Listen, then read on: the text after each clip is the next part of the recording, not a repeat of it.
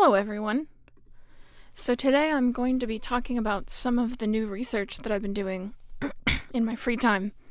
It's really fascinating and I can't wait to share this with you. It's pretty crazy to think about. It kind of blew my mind. So this episode is going to be about something called brain synchrony. So I found some new research and some studies, and I'll give you a short snapshot of what brain synchrony is from this image. When people are not interacting socially, their individual brainwaves are quite different, but when they think, feel, and act in response to others, patterns of activity in their brains align.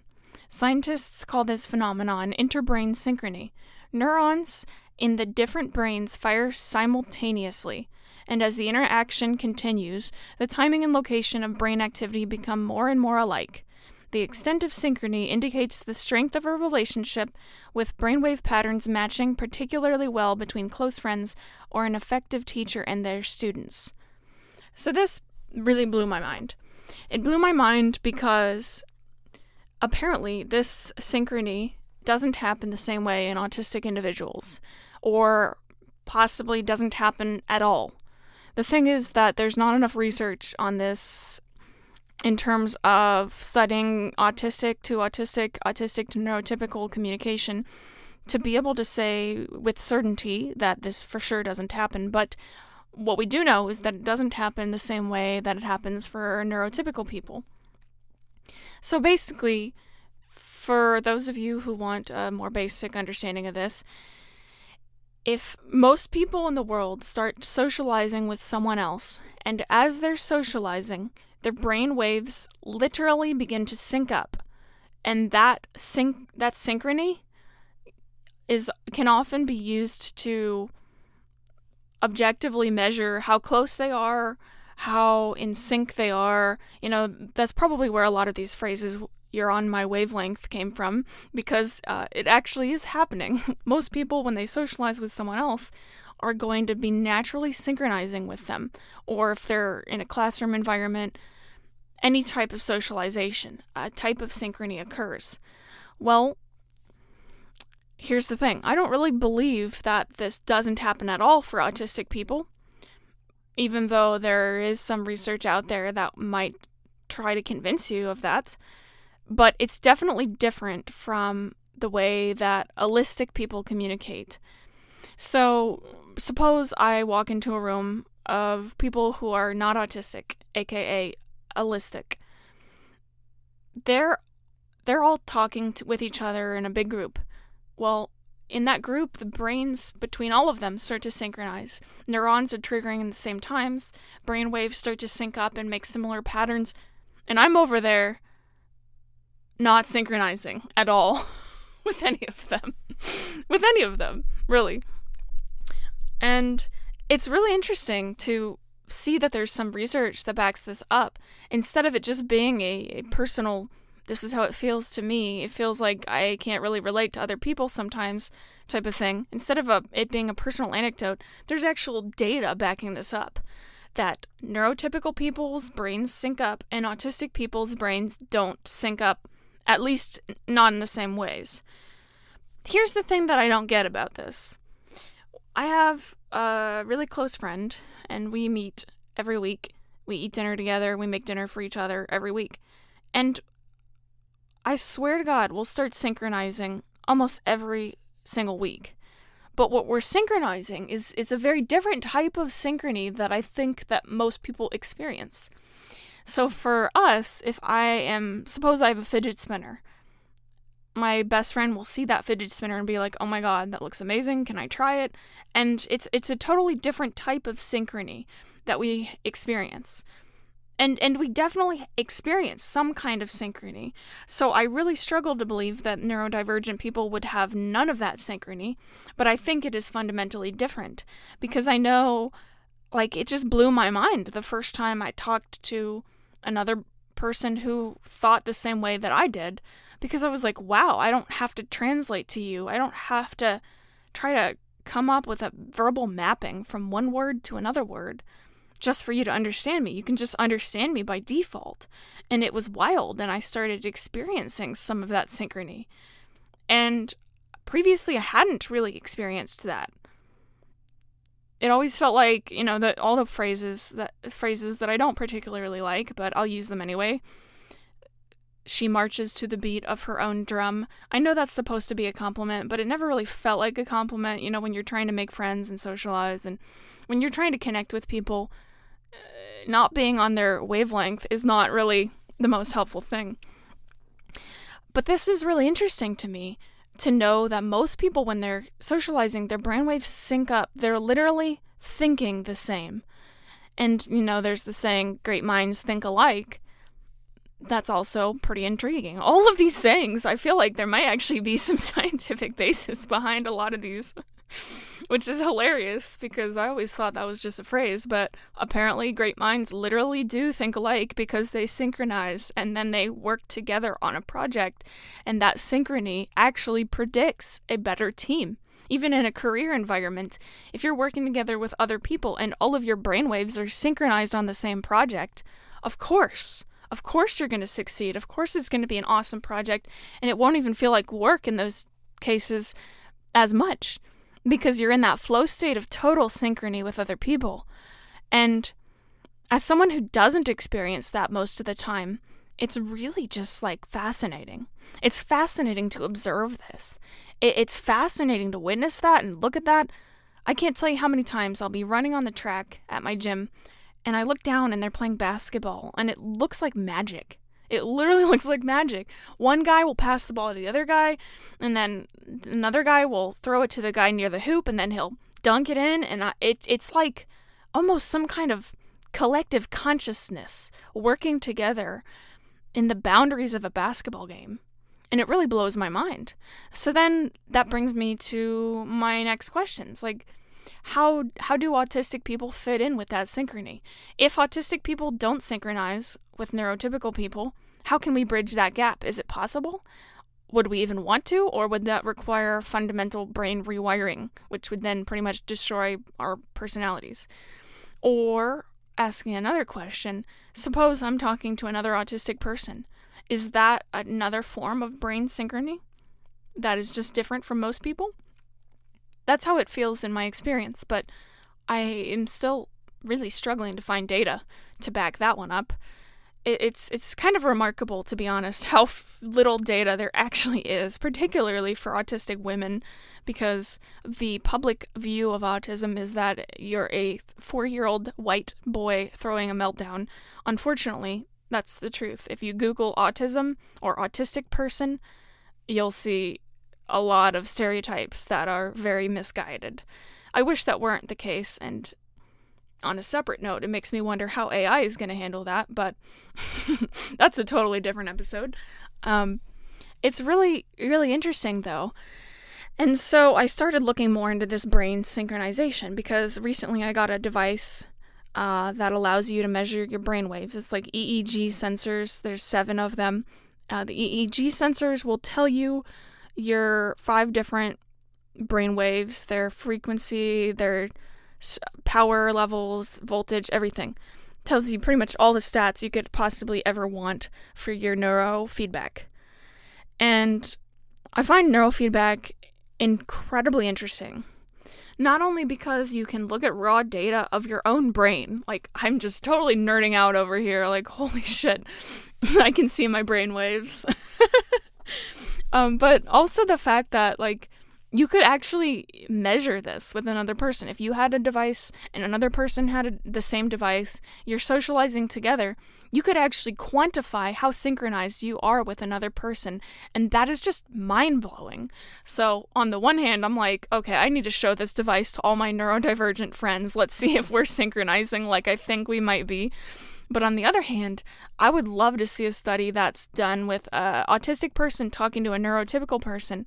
Would the neurotypical person start trying to mirror the autistic person? Or what would happen, I haven't found any studies about that in particular. And I would really love to see something like that. I also wanted to give some more details on what neurosynchrony really means. So in your brain, if you use EEG sensors, the EEG will pick up all of the brain waves all at once, and then you can filter out 5 different categories of your brain waves. And those 5 categories are alpha waves, beta waves, delta waves, theta waves, and gamma waves. I'll also give a short summary on what these 5 categories mean for your own understanding. Alpha waves are like you're really relaxed. You know how you feel when you get out of a massage? That's the alpha waves that you're feeling. When you meditate, you're increasing alpha waves.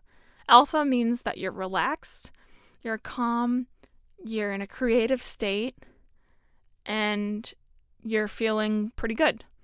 It's also how you're probably going to feel leading up to bedtime in a lot of ways. Now, beta waves are the exact opposite. Beta waves, if they are too high, or too strong, rather, can create anxiety or create focus. Lots and lots of focus. So if you've ever taken a math test, that's beta waves working for you. When you're really, really focused on something, that's beta waves. So, and then you have delta waves, which are primarily when you're dreaming, when you're asleep in the REM stage specifically. Delta waves are a lot higher. And then when you're in deep sleep, theta waves are higher. And then you have gamma waves. Gamma waves are still largely misunderstood, but the scientific consensus is that gamma waves can be connected to spirituality, that gamma waves are also used in the synthesis of higher level information, seeing the big picture, combining different ideas to come up with a solution. And there's also quite a lot of current research where you could potentially use neurofeedback as a biomarker for various types of neurodivergence. So, for example, ADHD typically is going to have a delta to beta ratio greater than 2 or greater than 1.5. So you're going to have theta almost twice as loud as beta. And that's one thing that's really interesting about using an EEG. You can look at these waves and you can see these markers. And then you have other types of neurodivergence like OCD, which means you're going to have a greater oscillatory power in delta and theta waves, which means that the wave is going to be a lot more intense. Higher highs, higher lows for both delta and theta when it comes to neurofeedback and OCD, which is pretty cool. It means you might be able to train the brain to reduce OCD symptoms potentially by reducing the amplitude of that wave, something I'm currently in the middle of trying to do on my own. Altogether, neurofeedback research is still very much in its infancy, so I definitely believe that there's a lot of applications for it, particularly in OCD.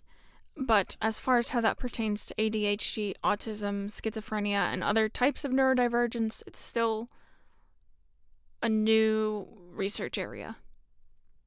I hope that the summary of the 5 different brain waves was helpful to you. I wanted to include that as a snippet so that you understand a little bit more about what I mean when I say neurosynchrony. I mean the waves themselves. And to make things a little bit more interesting, there's a study I was recently reading, and I'm going to read you the title of this. You can look up the study. It's public if you want. It's part of the NCBI database online, National Library of Medicine. And here's the title of it, if you want to look it up. The Role of Interpersonal Synchrony in Forming Impressions of Autistic and Non-Autistic Adults.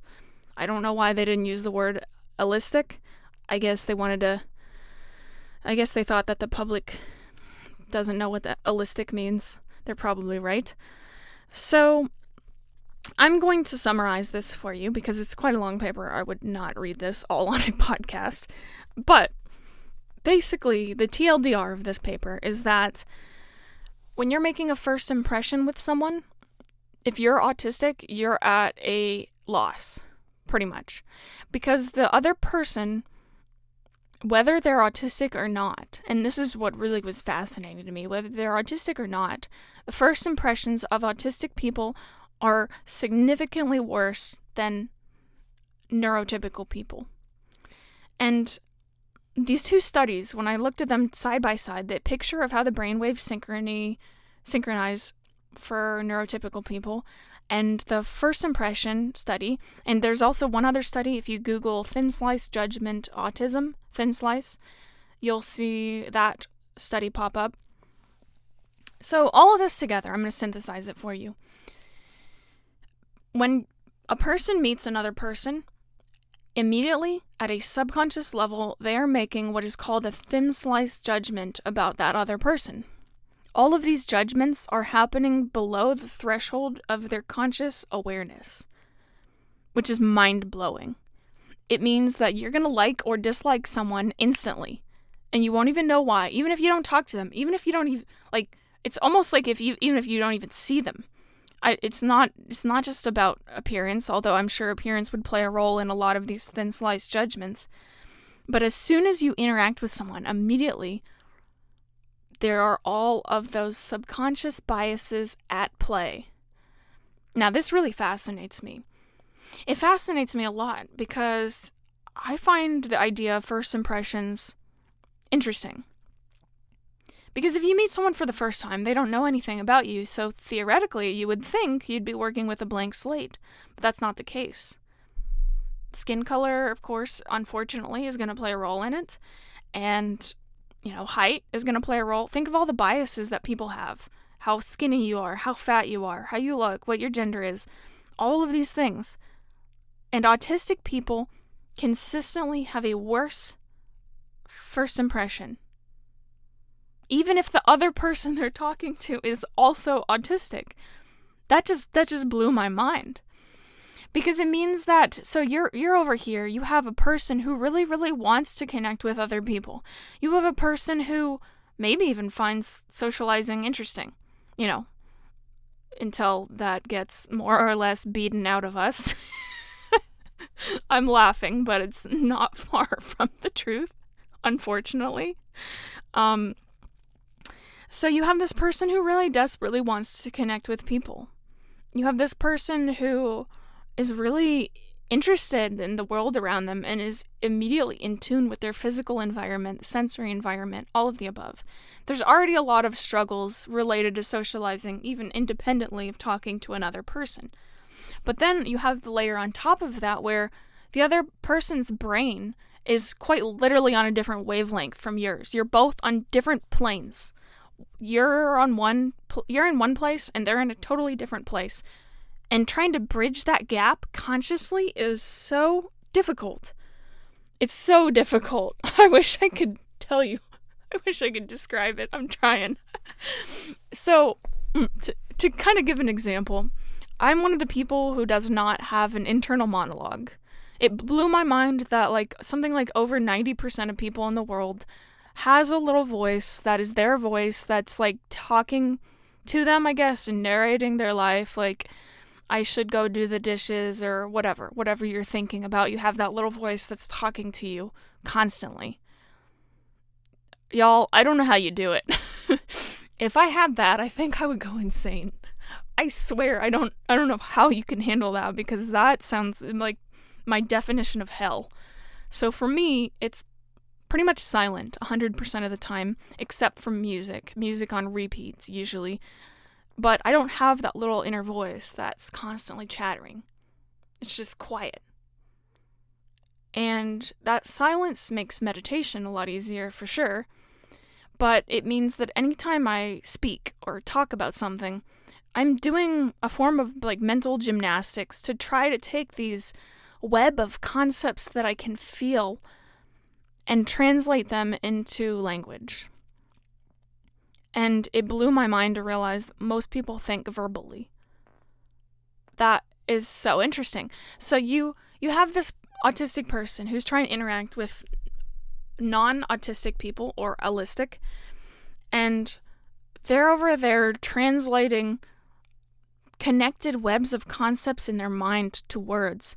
But then there's still a gap, there's still a disconnect because their brains are not going to synchronize with the other brains by default, and it builds up even more of a gap. So even if you do have an autistic person who socializes or socializes quite frequently, you still have that gap. Even if you ignore all of the other struggles that being autistic can come with, like taking things literally, occasionally not understanding sarcasm. Some people do, some people don't. And all those other struggles. Even if you ignore all of that, the brain waves physically in the brain are going to be fundamentally different. Which means that there's so many pros and cons to this. So some of the pros to this means that if you give an autistic person an independent task, they're probably going to excel extremely well at it, because they're going to be immediately starting to think about how they're going to do and solve the problem. They're going to start thinking about it from a perspective that is outside of the hive mind, more or less. So you're going to get a totally different result than you would if you ask someone who's neurotypical to do it. If you combine that with the whole pattern recognition thing, and that a lot of autistic people have as a strength, then that can result in some pretty incredible and significant individual life projects. That's, I would say, one of the biggest strengths to that. And it also means that autistic people are more resistant to peer pressure. I saw so many studies talking about this, but none of them actually explained the data or went into the data. Well, it turns out it's because of neural synchrony. We're not synchronizing to other people. The whole, if your friend jumped off a bridge, would you? That question, when I was a kid, I remember thinking, like, that's such a stupid question. Who in the world would do that? Why would I do something just because my friends do something? I literally didn't understand. It was as if it was a foreign concept. And, you know, all the movies and the media talks about peer pressure extensively, and it just seemed totally foreign to me. I didn't understand. I'm like, you're your own person. Why would you just copy what someone else is doing? Well, it turns out that like 95% of the world feels uncomfortable when they don't conform. And that's really interesting.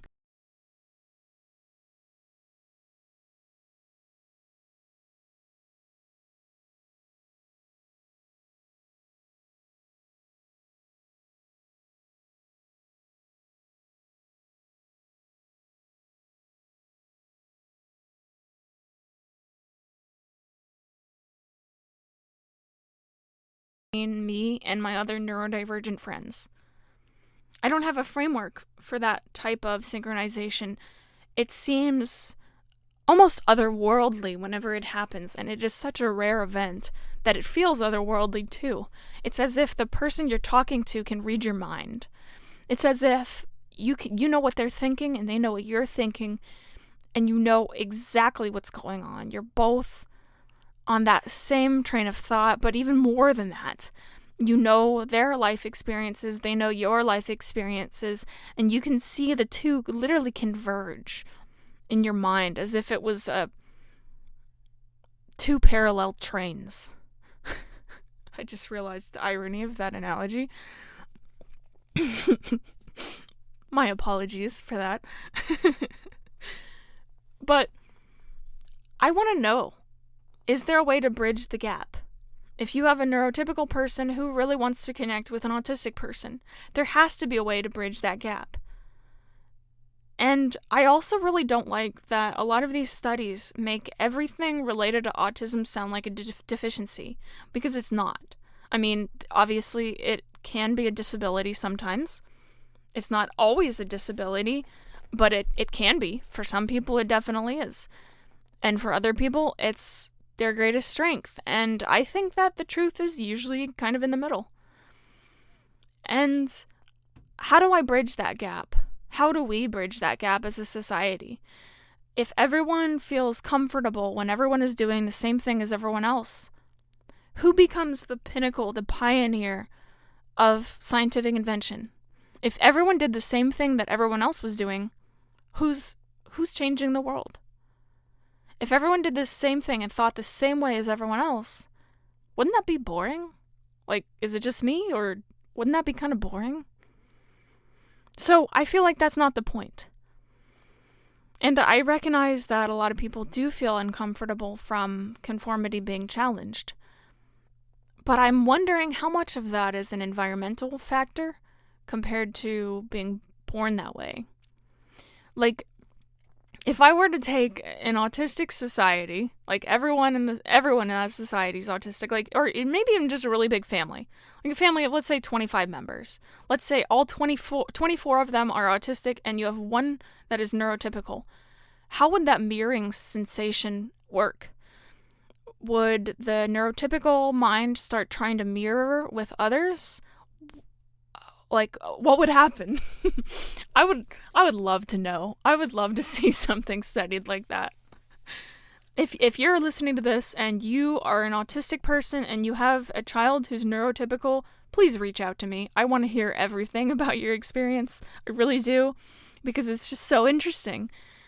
So if in the absence of someone who inherently can see these social frameworks and social hierarchies, and in the absence of parents or grandparents that feel discomfort from conformity, would that still be a thing? Would that still exist? Or would it be totally different? Would it be completely different?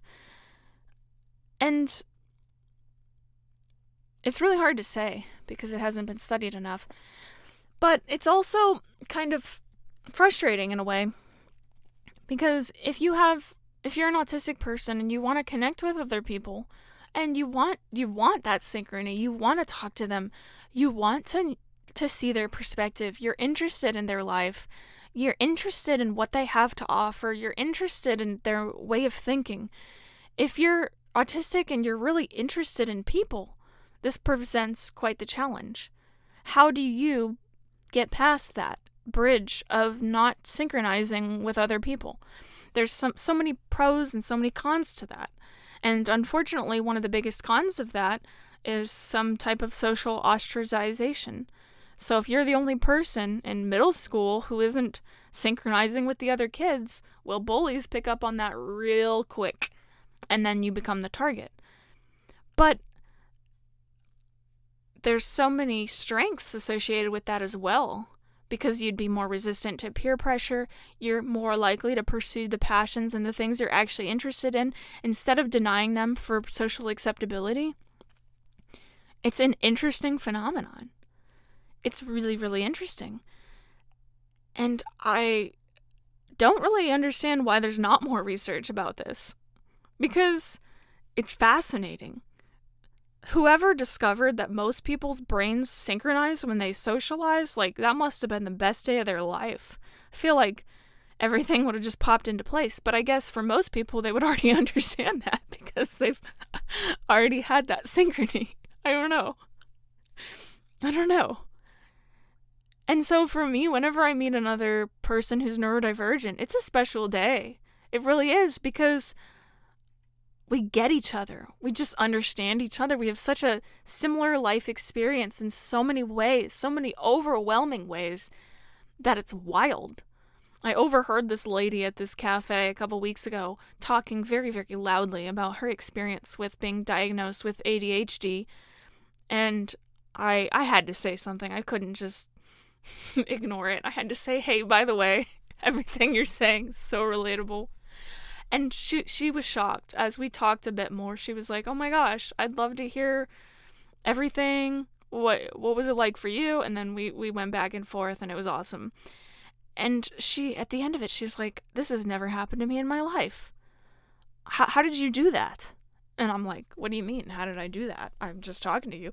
And she's like, how did you know? How did you know what it was like? And she was in shock. I think it was the first time she really experienced a form of that mental synchrony with another person. And y'all, this is just a random lady. I didn't know her. I literally just overheard this lady and talking in a cafe and just said hello. And it blew my mind to see her reaction to that too, because I was like, is this the first time she's ever had that synchrony with another person? And just in a natural way, without needing to translate or mask or anything like that. And I really want to bridge the gap. My goal with this podcast is to bridge the gap between neurotypical people and autistic people. If you know someone's brain isn't synchronizing with yours by default, why would you treat them differently? Even if you didn't know that, just the fact that we now know that certain people don't synchronize with other people, why would you treat them differently? Wouldn't it be a lot better as a society to give everyone a baseline of human respect and kindness? That's what I think would make such a huge difference. Because the problem is, the way that I see it, most people have a default subconscious framework about what socializing entails. You're talking to another person and there's a bunch of myths, like if they're closing their arms, they're defensive, which these are myths, by the way. Or if they're not making eye contact, they're a liar. Or if they're leaning back, they must not be very interested in you. Or leaning forward, they're interested in you, or they're aggressive. Or like, I could go on and on and on. I could make an entire episode just on all these memorized rules, but I probably won't unless it's requested. Maybe some of y'all want a list of rules. But why are these assumptions not challenged? Why is it assumed that neural synchrony in the neurotypical way is the only valid way of socializing? Why is it assumed that neurotypical people are superior? I don't understand that. I really don't. Who? I guess it was a majority of people who all subconsciously decided, hey, this is how you socialize. But to give you a short example, when I meet with my best friend every Tuesday, we will often spend 3.5 hours not making eye contact at all. We'll just chat. We'll talk, but we don't need to make eye contact because we can hear what the other person is saying through their voice. And I feel like I'm a pretty emotional person, and I feel like I have a lot of emotion in my voice. Well, it was surprising the other day when my therapist said that it's really hard to hear the emotion in my voice. That kind of blew my mind. Like, I couldn't help but laugh. I'm like, I feel like I'm extremely emotional, especially in my voice. I feel like everyone can hear it. But then I remembered that other people are mainly relying on facial cues, body language cues, which is all based on that same set of subconscious assumptions. I'm telling you, society as a whole needs to hire artificial intelligence engineers who are autistic to help with teaching AI to be more human. Like, that's the way to go. If you're going to hire an artificial intelligence engineer for facial cues, facial processing, or whatever, hire an autistic person so that they can train the models, because they're going to have a totally different interpretation and understanding of it that's going to be extremely helpful, particularly in the realm of AI. But I'm diverging. I just wish that society would be more willing to check its assumptions. Who decided what's rude? Who decided what's polite? Who decided that eye contact is the only way? Who decided this? And I think that the reason that I don't think anyone decided it. I think that the reason that this kind of happened is because when two people make eye contact, for most people, that's when the dopamine starts to fire. That's when the neural synchrony starts. They make eye contact and their brainwaves synchronize. And that doesn't happen, or at least doesn't happen the same way for autistic people. So, essentially, you have this complicated situation where like 5 or 10% of the population has to mask. They have to mask if they want to either survive in some extreme cases or get through life. I can't exactly show up to work and just not make eye contact with my boss. I can't show up to work, not make eye contact with any of my coworkers. I can't show up to work and just work on what I'm doing, and, this is life we're talking about. You have to work with a team at some point. You have to. And so when you're working with a team, that can be incredibly challenging. How do I bridge the gap? If I'm not naturally synchronizing with other people, what can I do to bridge that gap? Or do I even need to bridge it? That's another question. So I don't want to base all of this understanding on a deficiency model. Obviously, there's a lot of different autistic people that go through different things, different struggles. But how do we bridge that gap? How do we bridge the gap between the understanding of the public, especially for people who aren't motivated to change? So if what you're doing works for 95% of people, you're probably not going to change it. You're probably not. Especially if you don't even know that you're doing it at a subconscious level. Change is already difficult. Even conscious change is difficult. But subconscious change is even more difficult because most people, this is not even in the threshold of their awareness. I can't exactly go up to a random stranger and be like, hey, why do you do that? They look at me like, what is wrong with this chick? Why do I do what? Why do you make eye contact? No one wants to have that conversation. They just don't. The funny thing is, neurodivergent people, I've had that conversation many times with different friends of mine. And all of us are like, yeah, it's pretty crazy, isn't it? How eye contact is just like universally required in so many ways. And I'm not against it. I'm not opposed to it. I don't get information from it like most people. But I do recognize that for most people it's an important nonverbal cue. But I just wish that these assumptions were checked. I wish there was at least a recognition that this is an assumption. Because for majority of people, this is just reality. This is reality. They think if you make eye contact, you must be a good person. If you don't make eye contact, you must be a bad person. It's very black and white thinking. Ironic, isn't it? Ironic, right? And I bet that this definitely ties in with the double empathy problem. Because it's hard to imagine another person's life experience if that experience is so vastly different from yours. But at the very least, we can become aware of our own assumptions. We can become aware of our own underlying subconscious thought processes. We can become aware of it. And I think that this is in part why we're conscious to begin with, to become aware of those thought processes, those bias, to become aware of what we're doing. Instead of just going through life in autopilot, assuming that everyone who does things like you must be a great person, and everyone who does things not like you must be a terrible person. What kind of a way is that to live? It's not. So, what I would say to you is find some way today to check your assumptions. Are you doing things because other people have done them that way, and you don't want to change that because you think that doing it the same way as everyone else is going to be inherently better? Now, sometimes it is better, but not always. Are you socializing with people based on that intuitive subconscious framework? Could there be gaps in that framework? If you see someone who's closing their arms off, are you going to see them as unapproachable? Or are you going to recognize maybe they're cold?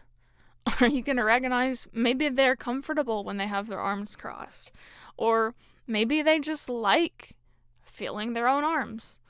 What I'm saying is there's so many different possibilities. If you see someone who's not making eye contact, are you going to assume that they just had a terrible day? Or are you going to assume that they're unfocused and uninterested? Or are you going to consider the fact that maybe your subconscious framework of socializing isn't infallible? That's all I'm asking. I'm not saying that there's a right way to socialize, and I'm not saying that there's a wrong way to socialize, but what I am saying is that it's important to check your assumptions. This is especially important in code, and this is why I'm a software engineer, because I try to check my assumptions with pretty much absolutely everything I do. And that extends to socialization as well. But then you get stuck in analysis paralysis, and you're like, oh, wait, I was analyzing the situation instead of being there. That's another thing you gotta look out for sometimes, and it's difficult. It can be difficult. But yeah, I hope that after hearing this podcast about brain synchrony and possible lack of brain synchrony in autistic people, maybe you'll reconsider some of your underlying assumptions. Or even if you don't reconsider them, become aware of them. Become aware that the way that you're acting is not always a conscious choice. It's very often, in so many ways, a byproduct of your environment, the way you grew up, the parents you had, the culture you grew up in. It's a byproduct. It's a combination of your environment and your choices. If you can become aware of those tendencies, it's going to serve you in many, many ways. Because then you'll also get better of becoming aware of when they don't apply. And I think that's really important. Thank you so much for listening. Hope you're doing well. Hope you have a wonderful day.